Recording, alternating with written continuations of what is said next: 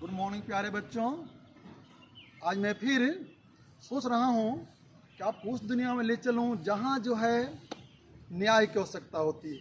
हम सभी एक साथ रहते हैं, बहुत सारी परेशानियाँ आती हैं और लोकतांत्रिक देश में तो न्यायालय की बहुत अधिक आवश्यकता है। तो आइए हम लोग जानते हैं कि न्यायालय हमें क्यों आवश्यक है।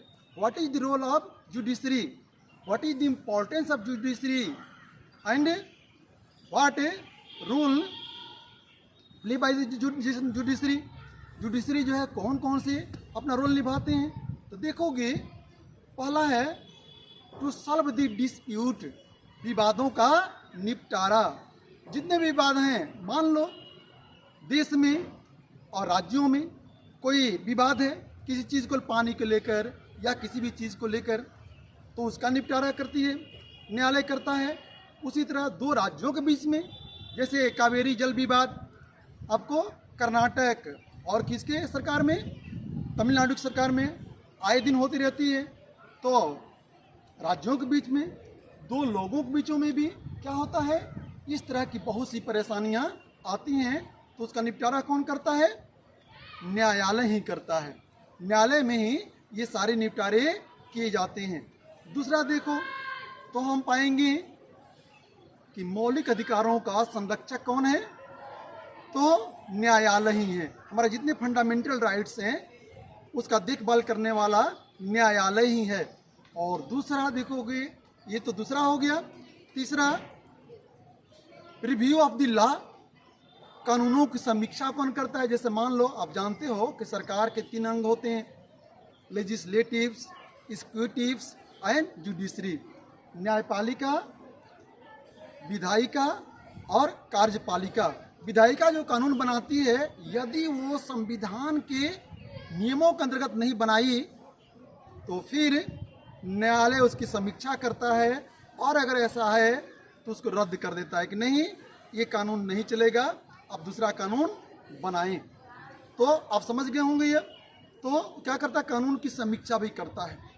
आपको मैं बताया था कि सत्ता की साझेदारी, पावर शेयरिंग बहुत ज़रूरी होता है आज के समय में, क्योंकि जनसंख्या बढ़ती जा रही है और कहा गया है कि एक अकेला थक जाएगा, मिलकर कदम बढ़ाना, साथ ही साथ निभाना।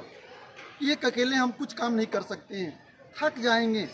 और अगर कामों का बंटवारा कर दिया जाए तो लोगों को के व्यक्तित्व का विकास भी होगा, आप योग करना जान जाएंगे और काम आसानी से हो जाएगा। जैसे स्कूलों में देखो क्या होता है, प्रिंसिपल सर हैं, वो कामों को बांट दिए हैं, फिर उनके नीचे क्लास टीचर होते हैं, सब्जेक्ट टीचर होते हैं, क्लास मॉनिटर होते हैं, और इस तरह कार्यों को देखा जाता है। उसी तरह हर एक जगह, जैसे सेंट्रल गवर्नमेंट्स, स्टेट गवर्नमेंट्स और कौन सी गवर्नमेंट्स, लोकल गवर्नमेंट्स नहीं, ये ऐसे बांटा गया है। उसी तरह हमारे न्याय प्रणाली में भी है। न्यायालय में देखोगे सबसे उच्चतम शीर्ष पर कौन है, उच्चतम न्यायालय है, सुप्रीम कोर्ट है। उसके बाद कौन है, तो हाई कोर्ट है। और सबसे नीचे कौन है, तो कौन है, अधीनस्थ न्यायालय है। कौन है, लोअर कोर्ट है। तो इस तरह तीनों मिलकर एक काम करना है। हमारे न्याय की समीक्षा भी क्या एक जैसा ही है, न्याय प्रणाली एक है। जैसे कि उदाहरण मैं देता हूँ कि एक केस हुआ, लक्ष्मण बनाम दिल्ली सरकार, आयुओं को हो। एक लड़की थी जिसकी शादी 1980 में लक्ष्मण जी से हुआ, दिल्ली की बात है। और बस फरवरी में शादी हुई और दिसंबर में पता चला कि सुधा को जला दिया गया। सुधा चिल्ला रही थी, पड़ोसी वहाँ पहुँच गए थे और लक्ष्मण की माँ उसने बताई, सुधा ने पड़ोसियों को बताई कि लक्ष्मण की माँ और हमारे पति ने मिलकर केरोसिन तेल डाल दिया और माचिस मार दिया, मैं जल गई और बाद में मर जाती है। उसके पिताजी केस करते हैं लोअर कोर्ट में। केस में विजय जो है सुधा को होती है और 3 लोगों को, लक्ष्मण, उसकी माँ शकुंतला और प्रकाश को जेल हो जाता है। फिर वो अपील करते हैं, अपील करने का अधिकार होता है, ऊपरी न्यायालय में आप कर सकते हैं। हाई कोर्ट में गए, भाई मुझे न्याय नहीं मिला है। हाई कोर्ट ने गवाहों के माध्यम से जैसे भी हो उन्होंने तीनों को बरी कर दिया। अब क्या हुआ कि दिल्ली महिला आयोग ने कहा कि नहीं ये तो गलत बात हुआ है। उसने क्या कर दिया, उसने फिर अपील कर दिया सुप्रीम कोर्ट में, और वहाँ पर जाकर लक्ष्मण और शकुंतला को उम्र कैद की सजा दी गई और प्रकाश चंद्र को सबूतों का अभाव में जो उनके बड़े भाई थे उनको बरी कर दिया गया। इस तरह हमारे देश में न्यायालयों में क्या किया जाता है, हमें न्याय मिलता है। अब मान लो किसी को फांसी की सजा हो गई है तो उच्चतम न्यायालय से भी आप कहाँ जा सकते हो, राष्ट्रपति के पास अपील कर सकते हो, क्षमा याचना कर सकते हो, और राष्ट्रपति चाहें तो उसको मान सकते हैं या तो माफ कर सकते हैं या दूसरे सजा में तब्दील कर सकते हैं। बेटे समझ में आया आप लोगों को? अब आगे मैं चलता हूँ। लेकिन न्याय प्रणाली इतनी ना ज़्यादा महंगी है कि हम सब गरीबों को न्याय मिलना नहीं मिल सकता है। और इस लोकतांत्रिक देश में तो देखो स्थितियाँ और खराब हो जाती है। जैसे मान लो कोई धनी व्यक्ति है, अमीर व्यक्ति है, वो जज को भी ये कर सकता है, अपने पक्ष में कर सकता है, तब तो गरीबों को न्याय नहीं मिलेगा। इसलिए अपने देश में लोकतांत्रिक देश है, इसलिए अपने देश में न्यायालय को क्या किया गया है, एकदम निष्पक्ष और स्वतंत्र रखा गया है कि उस पर कोई कुछ बोल नहीं सकता है। सरकार का भी उस पर अधिकार नहीं है, उसके न्यायाधीशों को सरकार हटा नहीं सकती है। हटाने के लिए बहुत सा प्रोसेस करना पड़ता है जिसको महाभियोग कहा जाता है।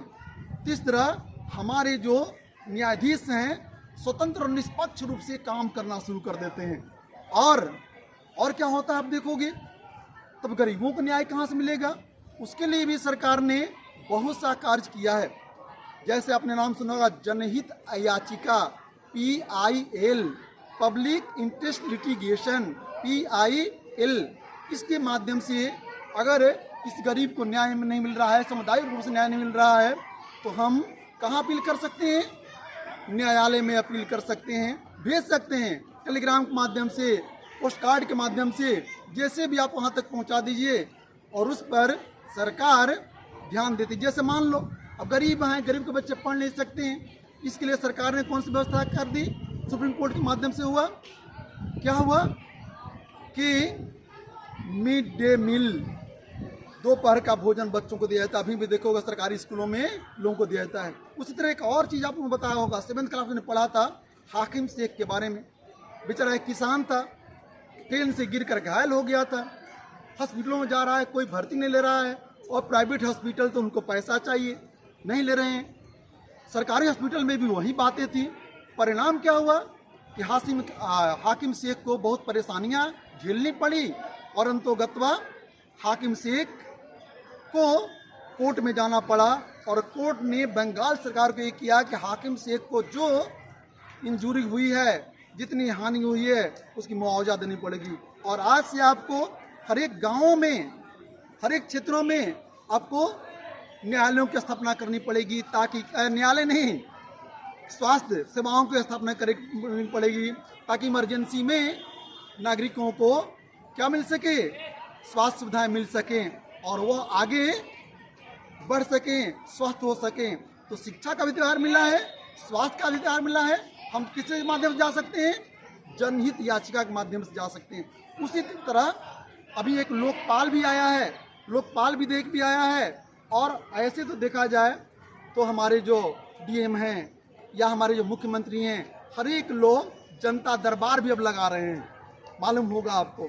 इस तरह आप देखोगे कि हमारा न्यायालय, सुप्रीम कोर्ट, हाई कोर्ट और लोअर कोर्ट अपना कार्य करते रहते हैं, ताकि लोकतांत्रिक देशों में सबकी रक्षा की जाए और क्या किया जाए, संविधान की भी रक्षा किया जाए। और वो तीनों पर, कार्यपालिका और विधायिका पर भी क्या करती हैं, नियंत्रण रखती हैं। इस तरह मुझे विश्वास है कि आप इस लेसन को समझ गए होंगे। फिर मिलेंगे। जय हिंद, जय भारत।